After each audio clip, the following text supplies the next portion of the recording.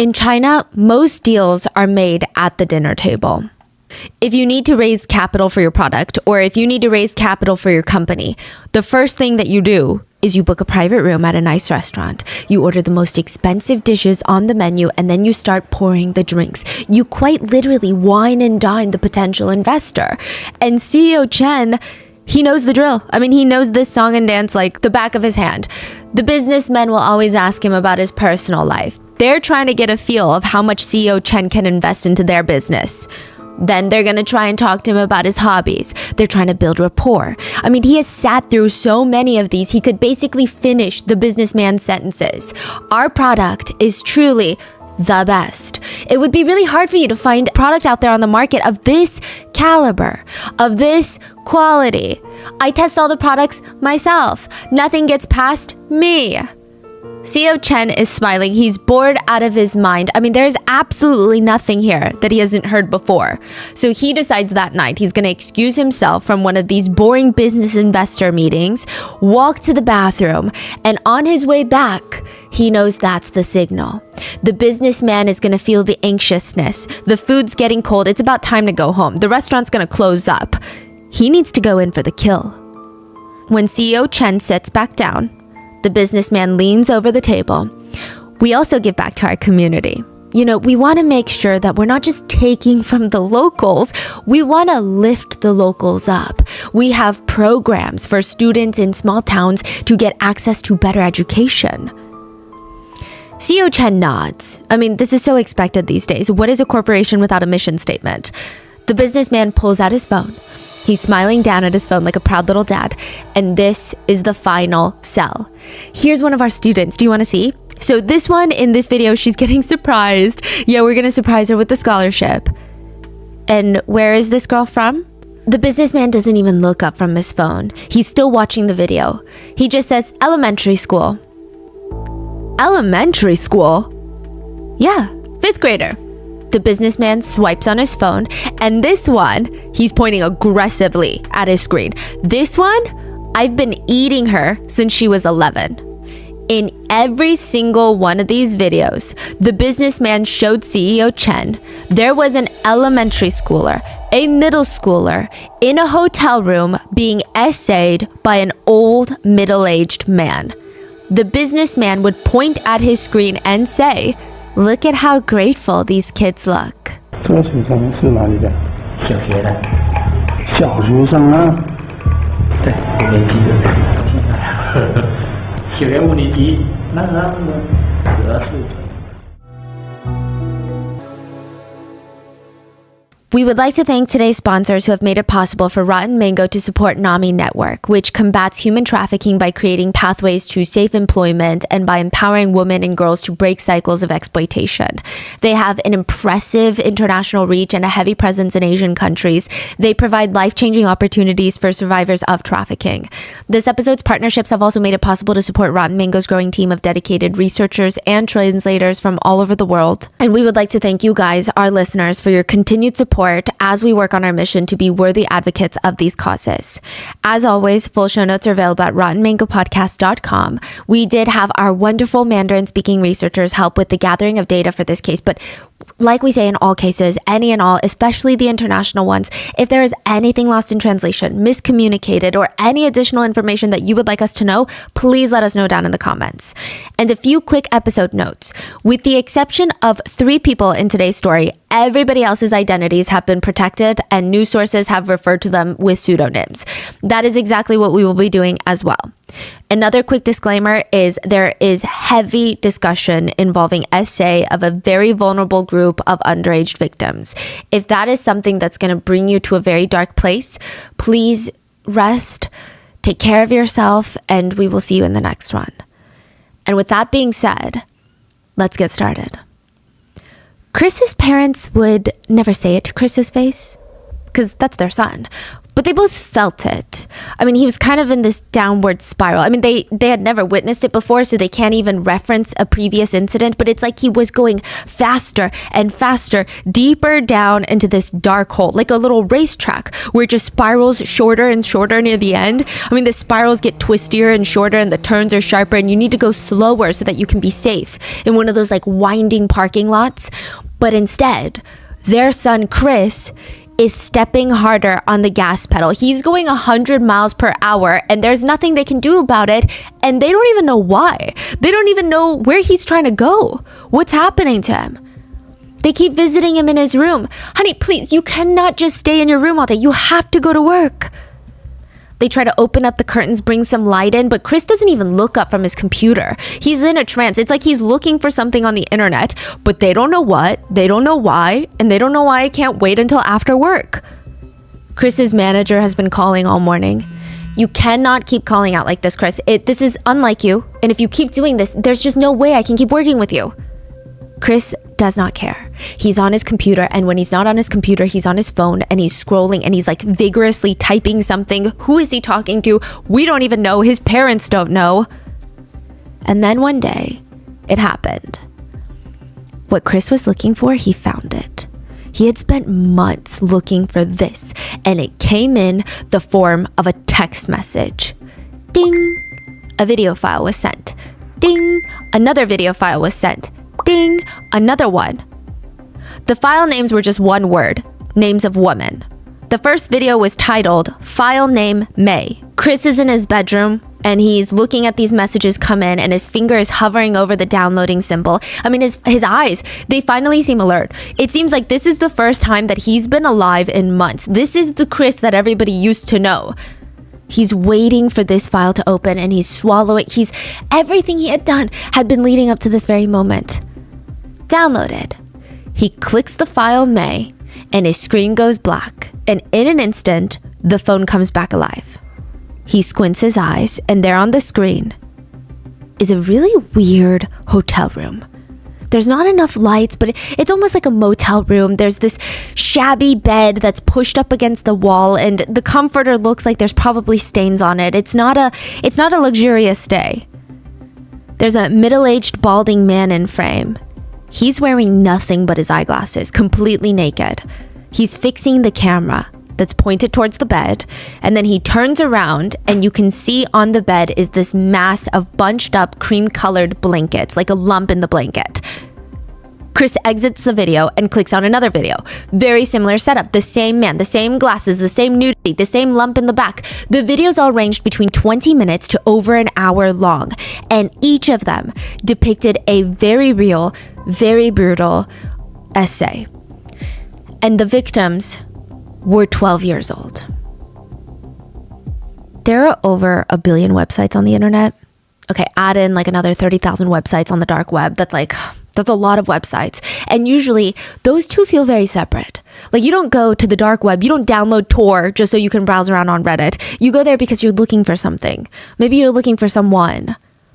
But there's this website in China, and it feels like it belongs on the dark web. It feels like it somehow slipped through the cracks onto the surface web. It feels illegal to be looking at this website. At first glance, it's not that strange, and it's not famous of a website. There's not that many monthly visitors, but the ones who do go on that website every single month, they're frequent.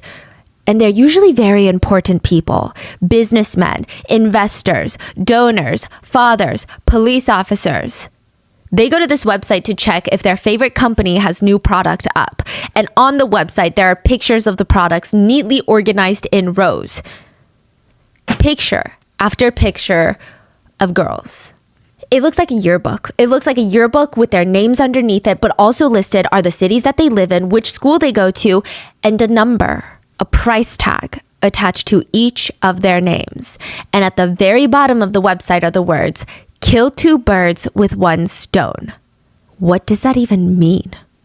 Someone or something is being sold, and there's endless amount of buyers willing to line up. May and Sarah were sitting in a car. They're staring out the window. The drive to the city is very exciting. For them, it's very different. So the taxi driver, his name is Ren, or at least that's how he introduced himself to them. He had even opened the door for the back for them, and they were giggling, and they slid into the back seat. They were being driven to the hotel to meet their sponsor. Now, on the way, May and Sarah are almost overwhelmed by all the exciting possibilities. The whole ride, they're gossiping and giggling about, what are we going to do with this sponsorship money? I mean, we could probably do anything. I mean, of course, we've got to pay our tuition. That's the whole point of the sponsorship money. But if we had any extra, what are we going to do with it? Should we come back to the city? So as the drive goes on, their adrenaline, their excitement is getting bigger and bigger. This is like the opportunity of a lifetime. It's going to change their future. That's how they feel. They get to the hotel in the city. Ren opens the door, brings them to the front door of the hotel, and they meet their sponsor, a middle-aged man with this kind of rat tail hairstyle in the back. He meets them with this big smile and he's giving them hugs. He kind of seems like a dad.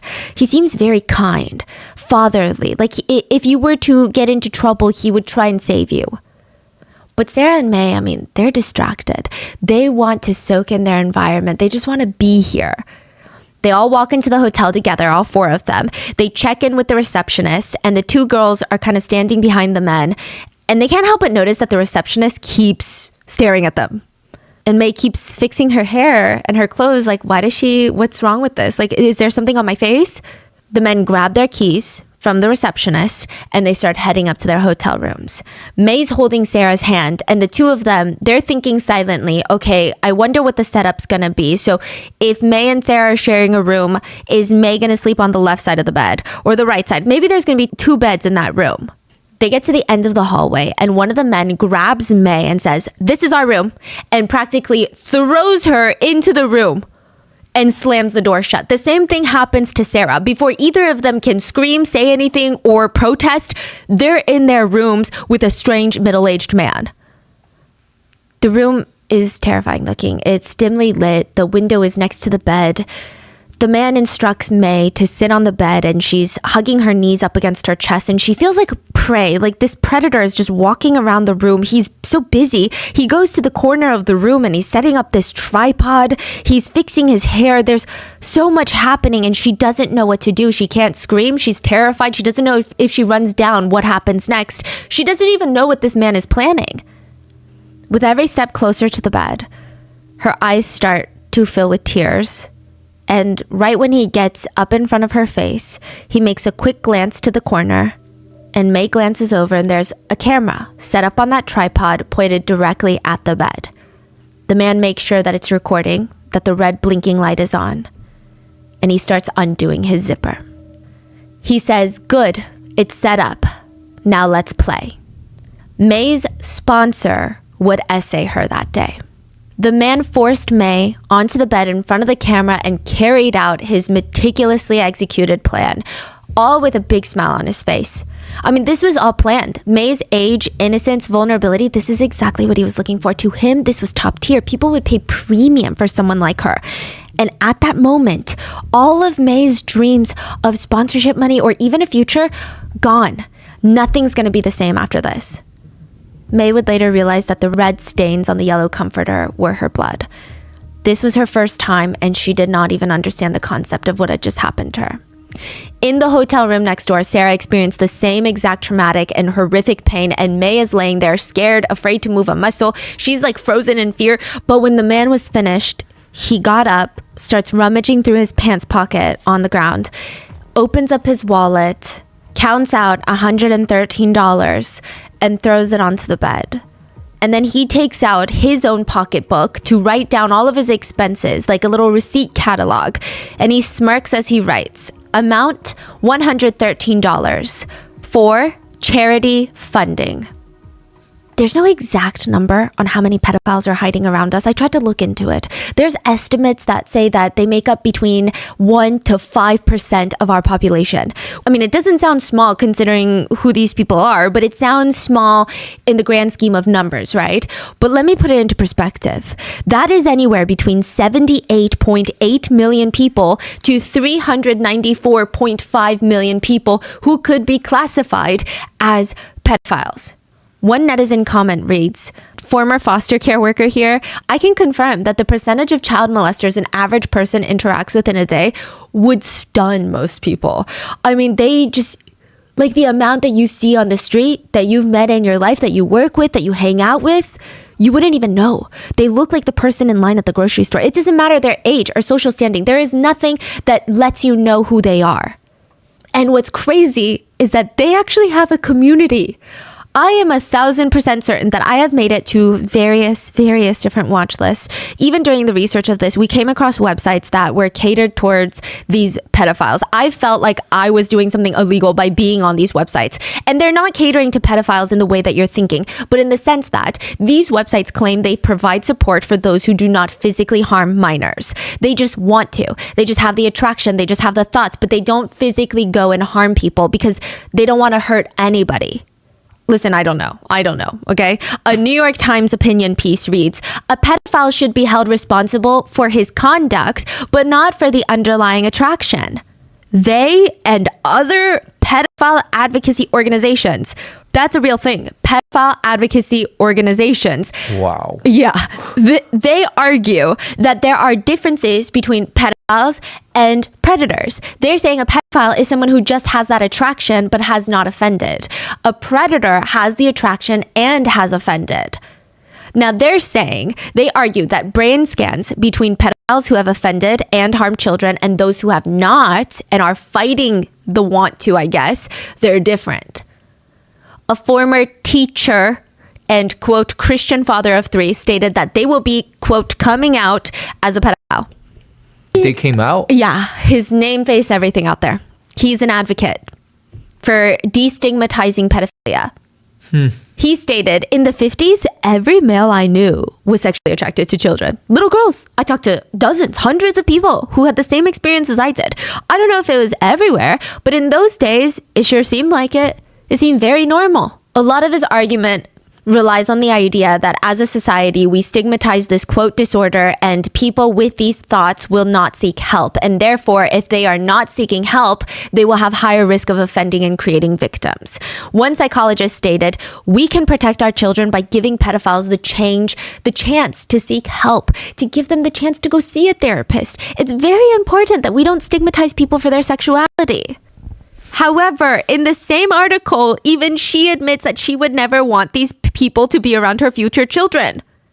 And just to clarify, pedophilia is not categorized, nor is it recognized as asexuality. It's not. It's a disorder, technically, if we're being technical with it. So I'm not very sure what the messaging here is. One netizen comment reads, hearing, quote, this predator has never offended is the same as, quote, this tiger has never eaten a child. Do you think parents are still cool letting their kids go into the tiger's cage at the zoo? And look, I rarely pick a hill to die on, but this one seems somewhat appropriate. Prioritizing the safety of children seems so much more vital than prioritizing the feelings and comfort over an adult who have incredibly destructive, harmful, vile feelings towards someone in society that we have a social contract to protect. So I don't know what we're getting at here for these groups, but there's a lot of them. There was one organization called PI, which stands for Pedophile Information Exchange. For 10 years, they campaigned to abolish the age of consent. They had these monthly magazines, and in one edition, they posted an article that asked the question to the audience. They said, hey guys, public, how about this one? Got him, okay? It reads, if all the pedophiles in communities, schools, or private schools were to strike, how many institutions would be forced to close? What? What does that mean? Basically saying we are such big parts of the community. There's so many of us. We could make a difference. Yeah, we're contributing to society. How many institutions would be out and closed if it weren't for us? If we all went on strike because of the age of consent? Oh.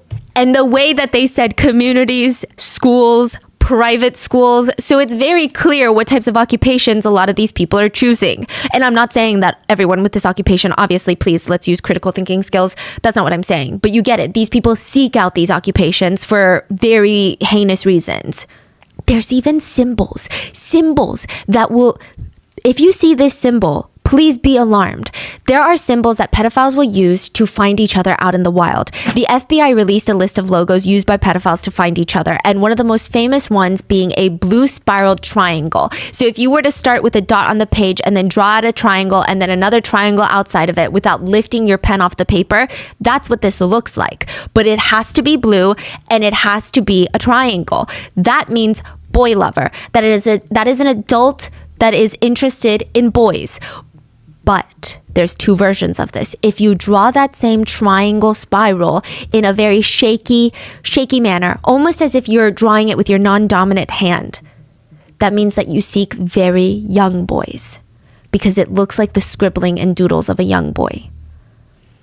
The FBI has stated that these people will wear jewelry with these symbols, rings, necklaces. They'll have emblems on their notebooks, laptops, stickers of this. They'll put it into their social media profiles. They'll put it everywhere so that they can find each other and commit crimes together. Many of them will identify each other out in the wild so that they can trade victims or trade videos. Yeah.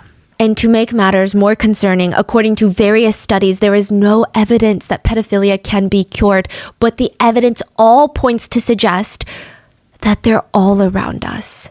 And we can either ignore it and hope for the best and stay in our homes, or we can figure out how they're finding these victims. There are two things that predators will go after: vulnerability and opportunity. You cannot have one without the other for predators. An article in the New Yorker about this subject reads, "The successful predator does not select his targets arbitrarily. He culls them from a larger pool, testing and probing until he finds the most vulnerable."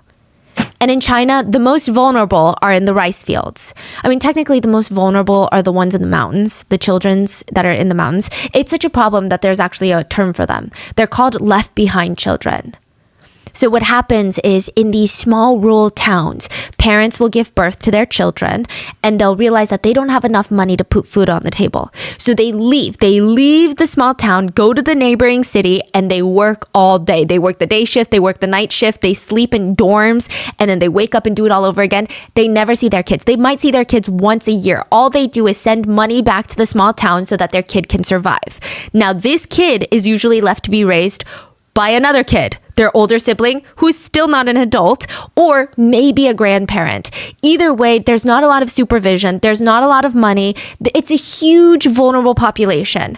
One child said, "When it rains, I'm scared to be inside the house. I'd rather be outside in the house getting rained on, because when I'm inside, I feel like the tiles of the roof are going to break off, fall down, give me a concussion, or kill me." A lot of these kids are actually forced to work very early on. And in this case, this small town of BISA, they were known for rice farming. So that's what they did. They would go rice farming. And it's freaking hard. It's complicated. It takes twice the amount of manual labor than growing corn or potatoes. They had a lot of water rice fields. So rice is grown in paddies. Think of it like infinity pools stacked on top of one another, but without the glamour, without the coolness.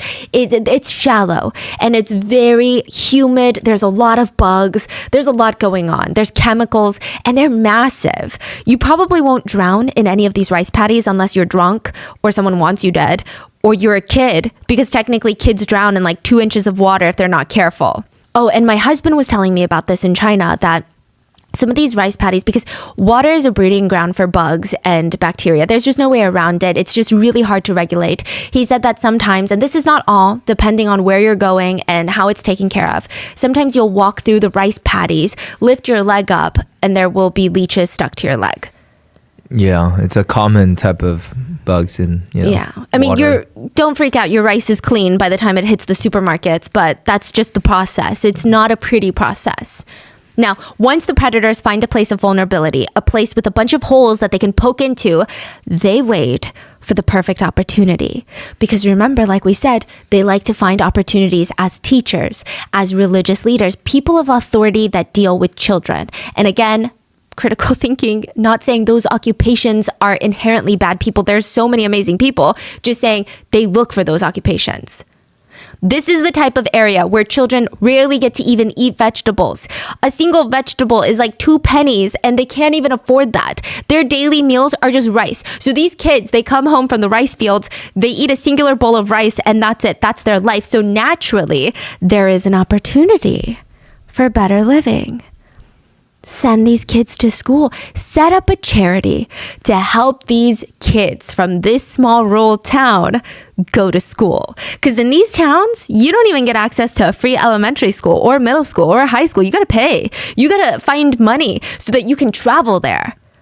Oh yeah, that would be a win-win of an opportunity, wouldn't it? Because wouldn't the kids be so grateful that they're willing to do anything for you?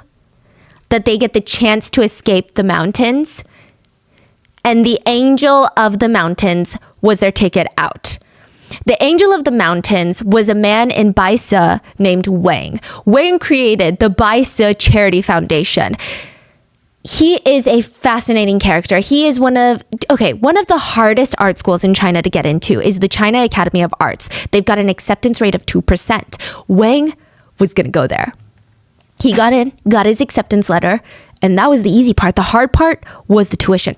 Art is a profession only meant for the wealthy. He didn't have the money and he couldn't go to that school. And after feeling this guttural pain that changed his life, he never wanted another single person on this planet to feel that frustration and unfairness. It's just so unjust. And he would work every day for the rest of his life, if that's what it meant, to make sure no one went through what he went through.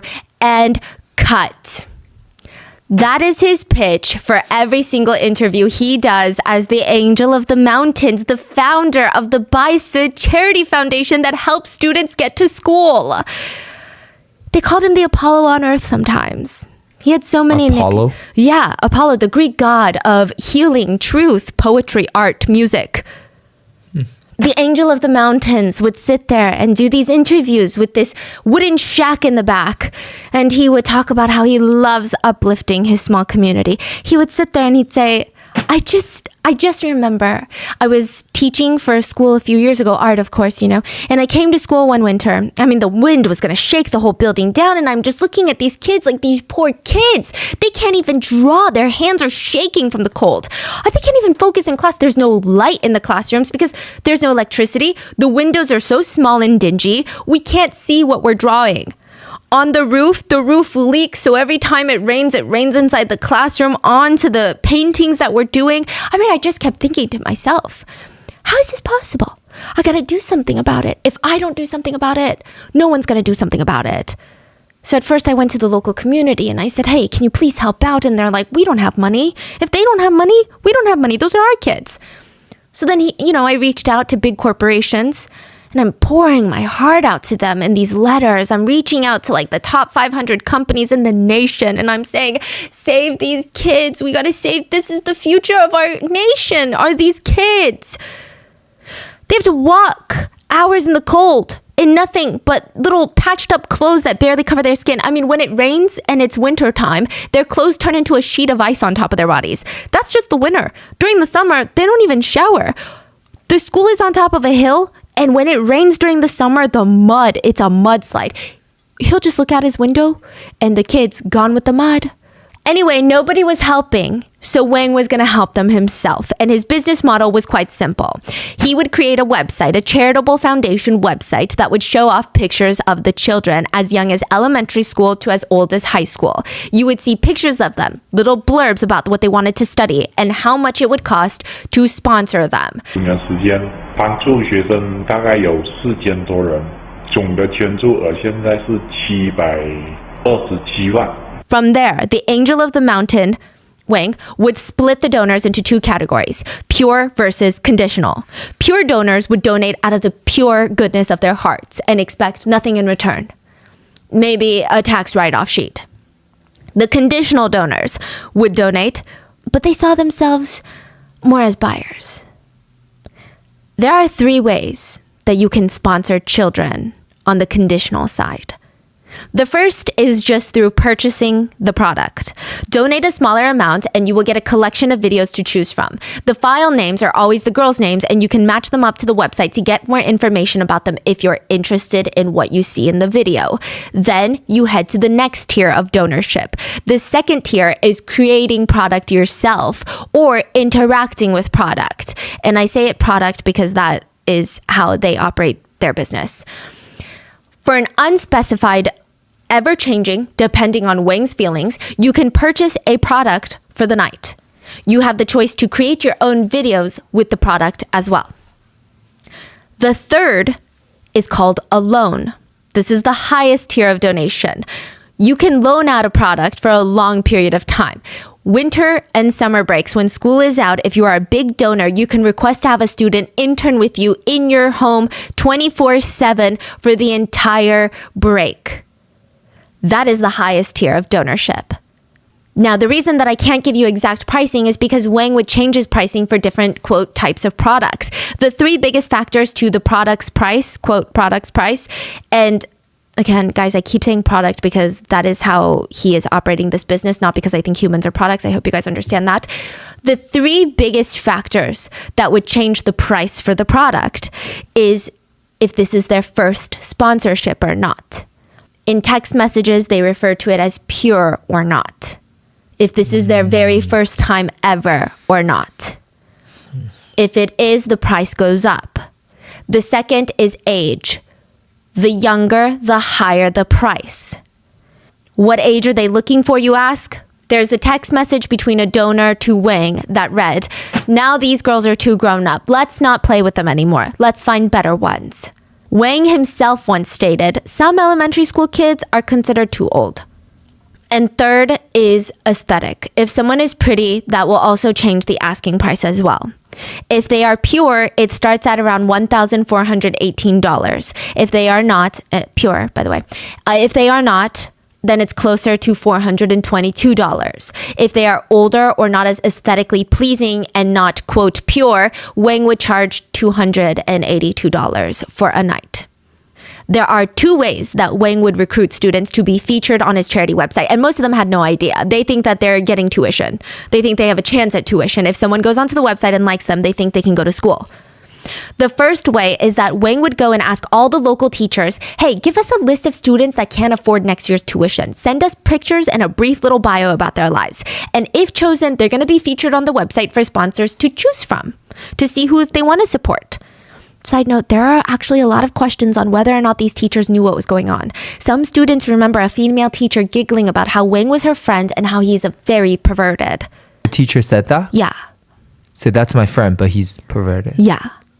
So there's speculation that the teachers were making some commission. Some of them. I'm sure not all of them. Now, the second way would be Wang himself would go poverty hunting. That's literally basically what he's doing. Vulnerability hunting. He would quite literally find the most broken down shacks in the village, visit and tell the students, "I can give you hope at life." He would take pictures of them, put them up on the website.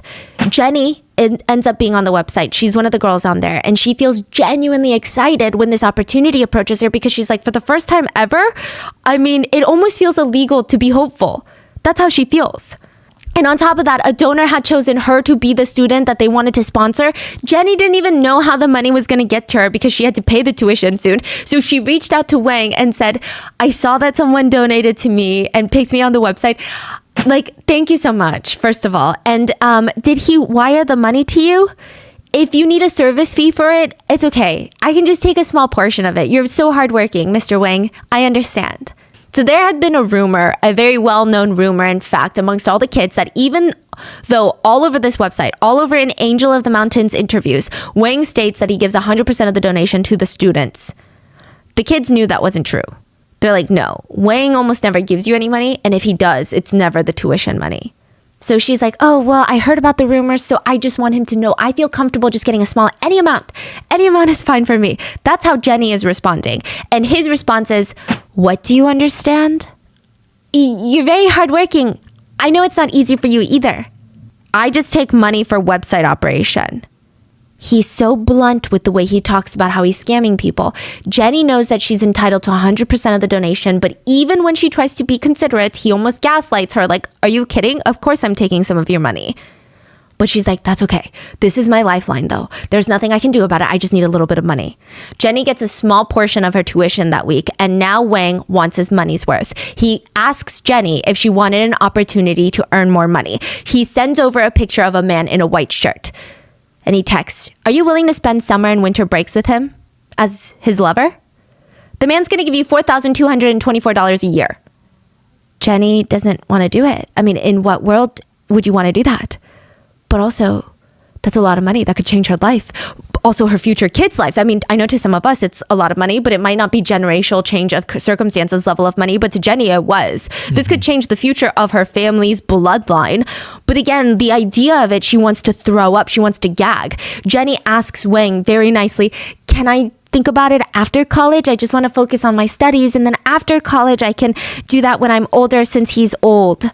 Wang just ignores her and keeps talking about how rich the investor was to try and get Jenny excited about the idea.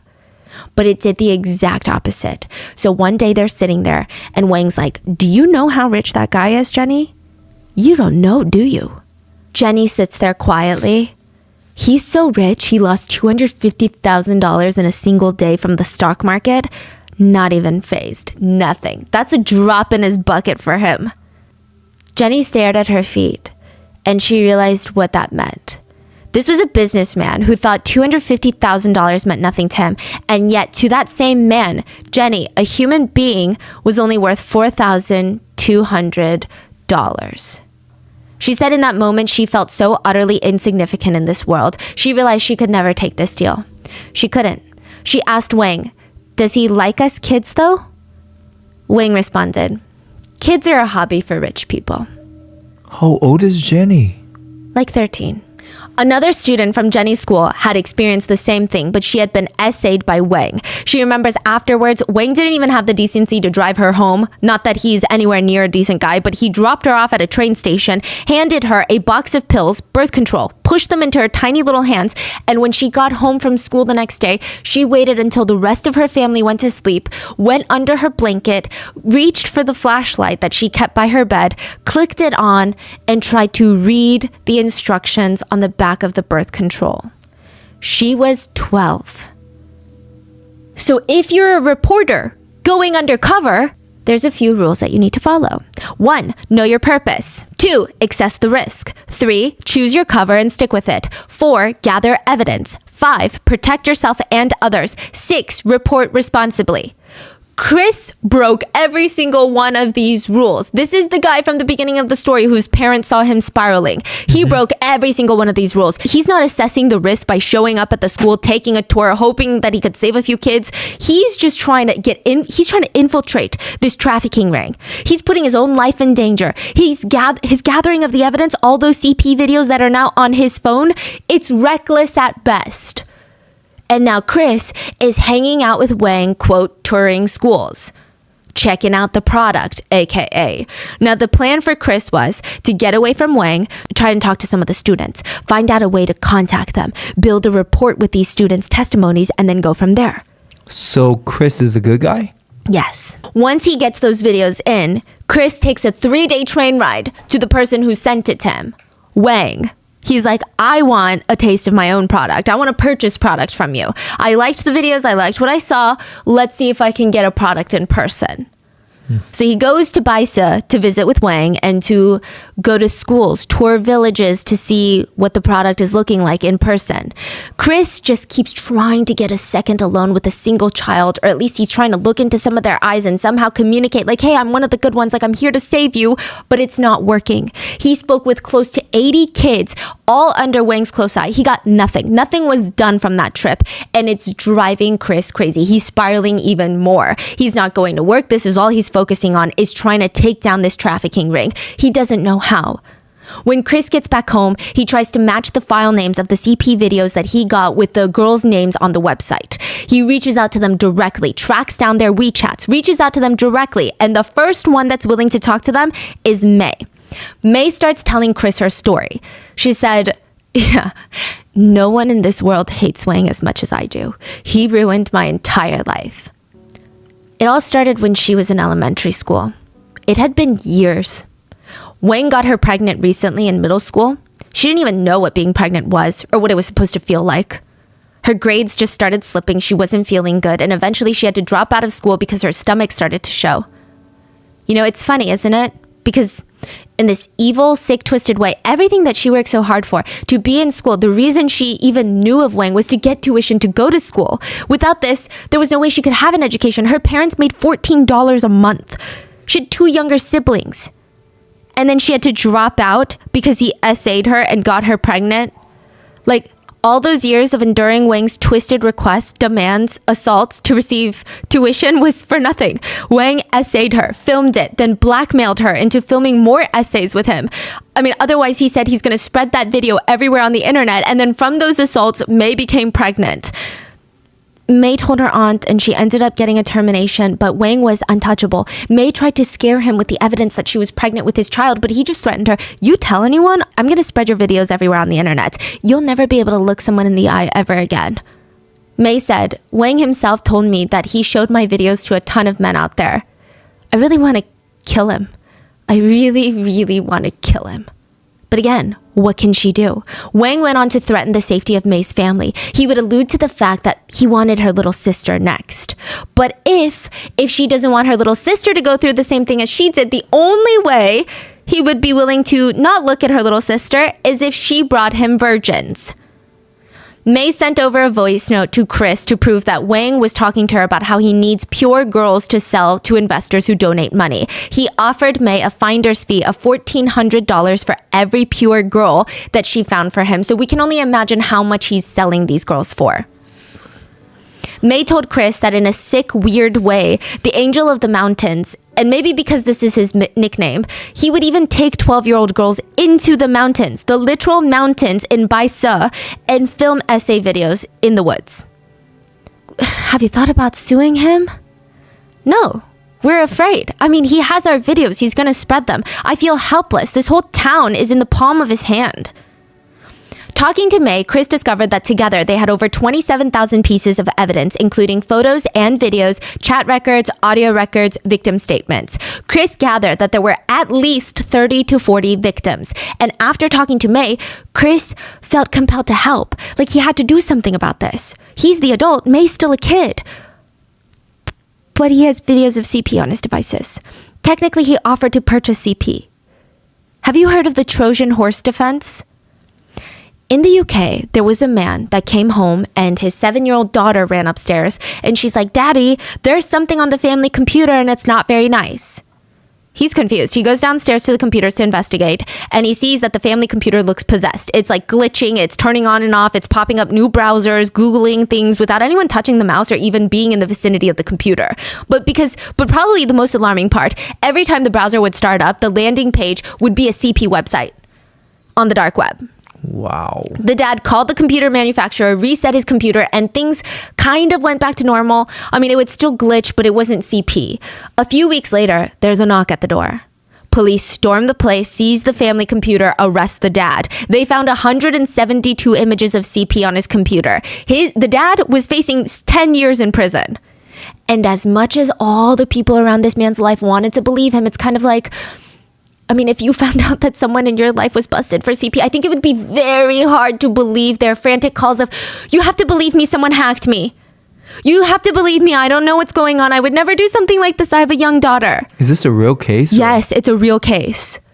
The dad argued in court that all the images were planted onto his computer by a virus. He was one of the first people to use this defense successfully. Forensic analysts were able to uncover that he had opened up random emails. I don't even think that he clicked a suspicious link. He just opened up an email and his computer was infected. That's all it took. Wow. Yeah. That is terrifying. I mean, so scary. and then also the when the damage is done, at that point, even if the court proves his innocence, it's pretty much done for. Yeah, it's done for because even today there are netizens on Reddit questioning. Yeah, when you have your name associated with that kind of, that's terrifying. It's so scary. I mean, It's scary in both ways because this can happen to a lot of innocent people, but it can also be used as an alibi for actual predators. So it's a dangerous double-edged sword. Now, Chris is in a trickier situation. He wasn't even a journalist. He did not go undercover as a journalist. Chris is just a random civilian who decided to be a web sleuth and now had videos of CP on his phone. How is he going to turn around and tell the police that he went undercover? Undercover for who? Chris was not working for the National Police Department to bust child trafficking rings. He was not working for a media company that sent reporters undercover to expose dangerous groups to the public. He's just literally a random civilian. Chris was part of a charity, like a real charity in his local town, and they would support smaller charities in small rural areas, and they supported BISA Foundation. So over the years, Chris decided, hey, if I'm going to spend money on a charity, I might as well do it directly. So he started donating to BISA. He would sponsor children, and everything was going well until he gets a text message from one of the students he sponsored and said, hey, can you send me the money to me directly instead of to Mr. Wang? And he's like, why would I do that? Mr. Wang does 100% of the accounting and he gives you 100% of the money. And the girl said, no, he doesn't. And he keeps saying if I want any money, I have to go to the hotel with him. And now Chris was like a dog barking up a tree. He's like, got to get to the bottom of this. He's invested. That's his money that we're talking about. That's funding assaults and all these shady things. He uncovered that this is all a front. It's a front for a child trafficking ring. Chris calls up his local police in his town and he's explaining the whole situation to them. Just saying things like, I thought it was a little strange that the guy who runs it, he's taking the donations directly into his personal account. But when I talked to him about it, he's like, well, it's a one-man show. I don't have the operating license, but I'm not officially registered, but you get it. I'm the angel of the mountains. I'm trying to help these people. Chris didn't question it. But then that text message, it changed things for him and he started freaking out. And then he saw this comment on the website because he went down this rabbit hole. He goes on to the BISA website and he sees that someone had commented, hey, are you helping children? Or are you making porn videos? And he was like, wait, the hotel, the porn videos. Chris stated that everything clicked in that moment for him. Every other little thing that he just brushed off or didn't think about twice was coming in full circle in the worst way possible. There was a brief conversation in one of the charity group chats where Wang offered to send a student to a donor for the winter break. He assumed it was some sort of internship or job opportunity. But no, sometimes donors would text into the group chat that they donated and Wang would respond that he's, quote, sending over 2 girls. Chris thought that he was talking about sending 2 girls' profiles over so that the money donated would go to those 2 girls. But now he's realizing that's not what he was saying at all. It's crazy that they just messaging In a group chat. Yeah, with Chris in there. With pure and conditional donors. So it's like you would have dirty donors in there and then real donors in there. That's what's crazy. They're so blatant about it. They don't care. So the quote pure donors, they're just simply donating and they have no idea what's going on. They're like Chris. They're like, ooh, I want to donate. I'm donating. That's it.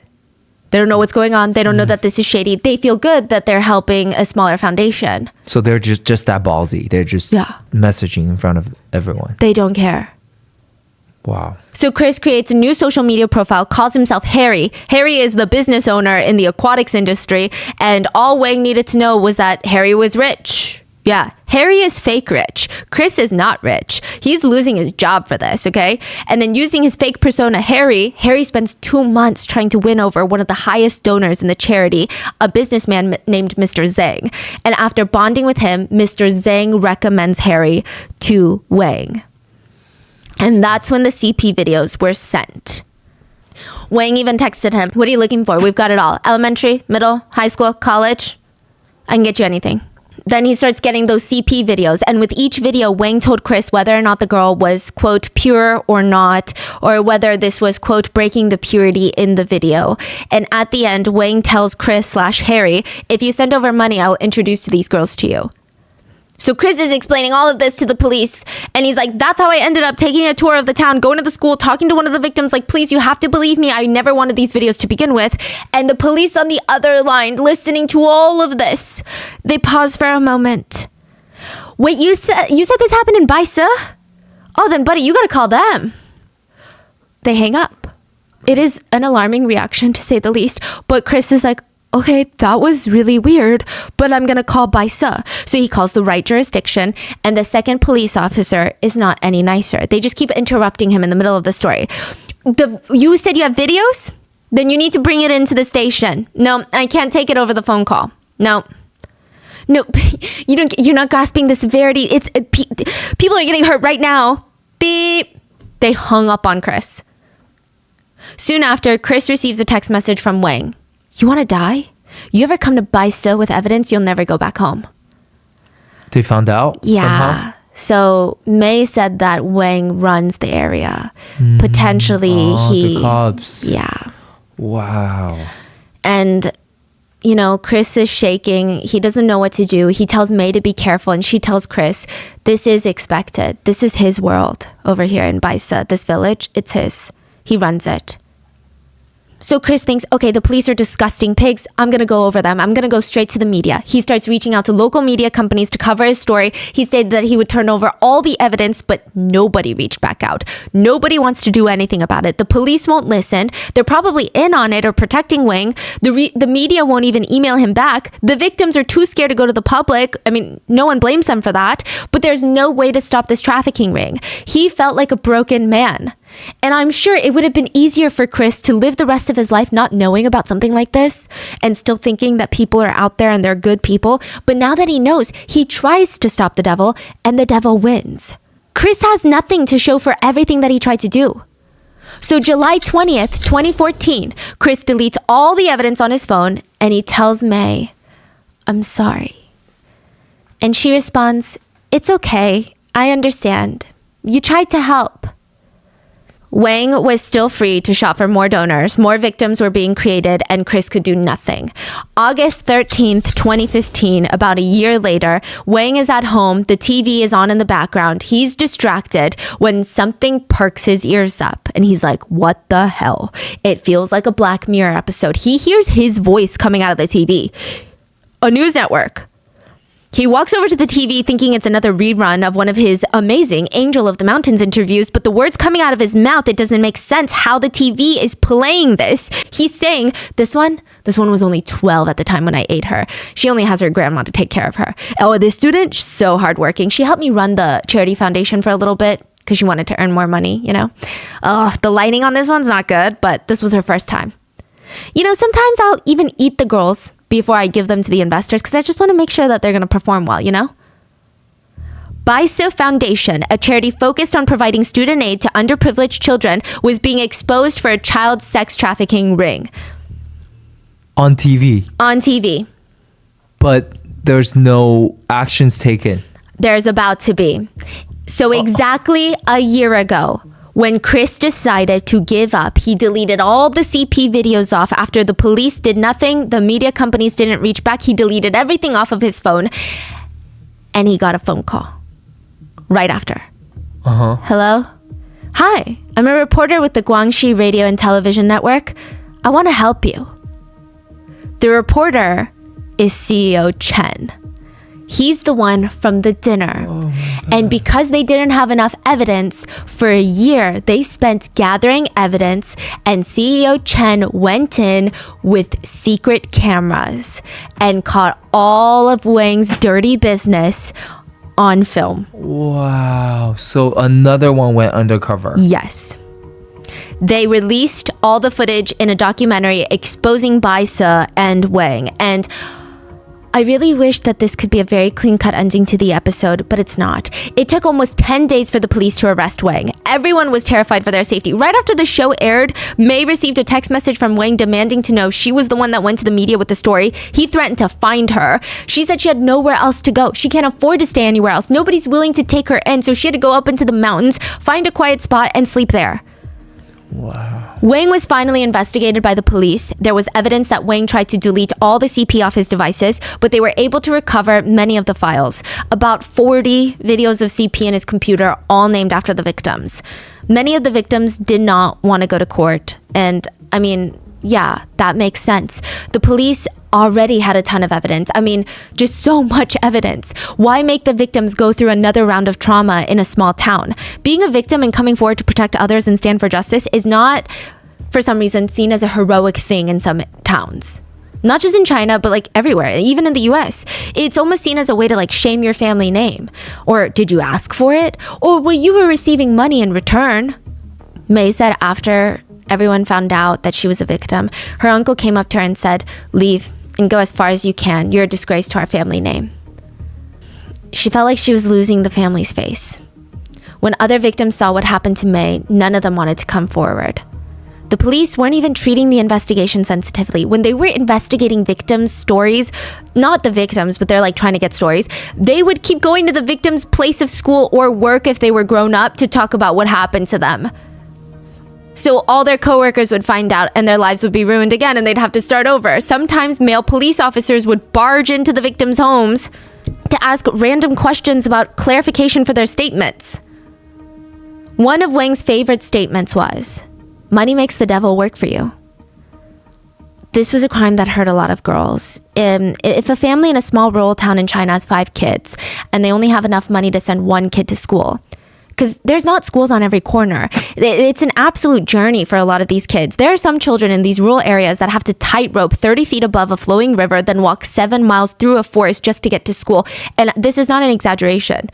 There's a literal town that makes you do that to get to school. And then you have to do it all the way back home. And then when you get home, you probably have to cook for your grandparents because your parents aren't home. You got to clean up around the house and try to get food on the table. So usually they'll send sons. So what did the girls do? Usually they just get married until they saw BISA. They thought, this is my chance to go to school and have a future.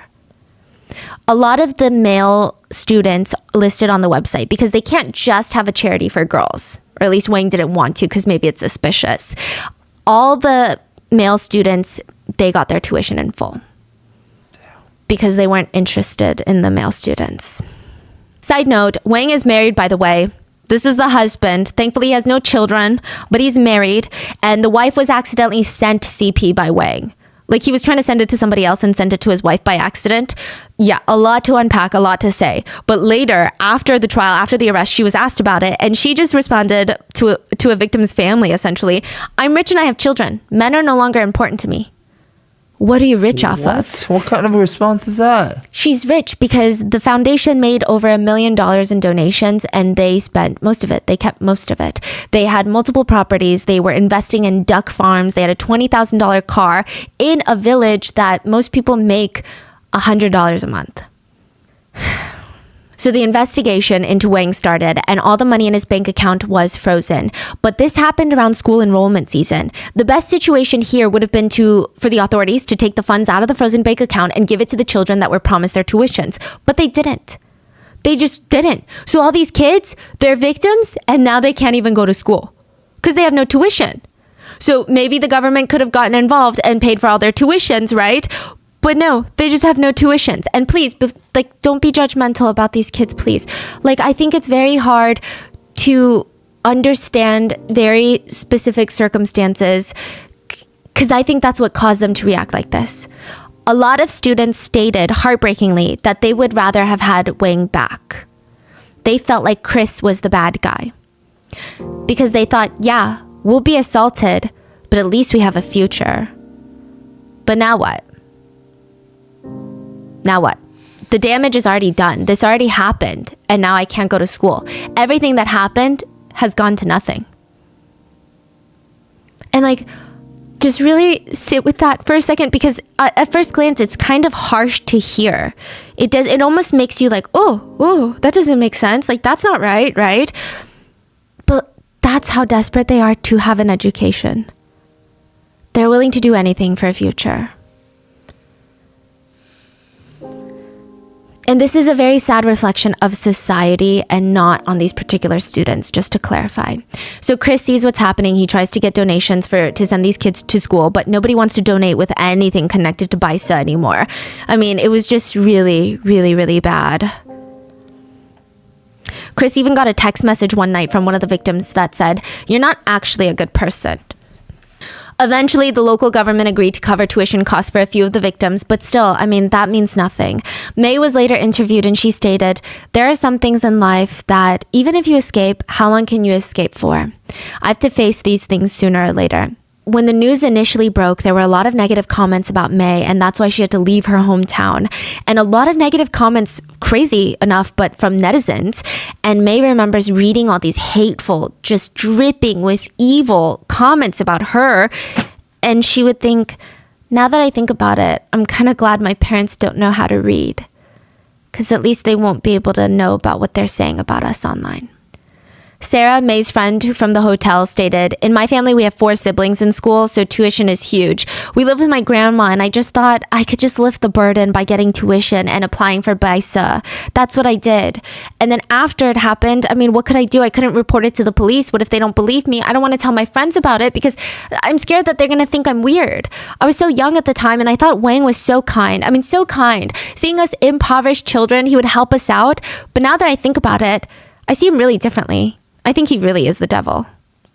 The trial took place October 13th, 2016. Originally, 3 victims were willing to testify, but the media released their identities and published pictures of them, so they pulled out from testifying.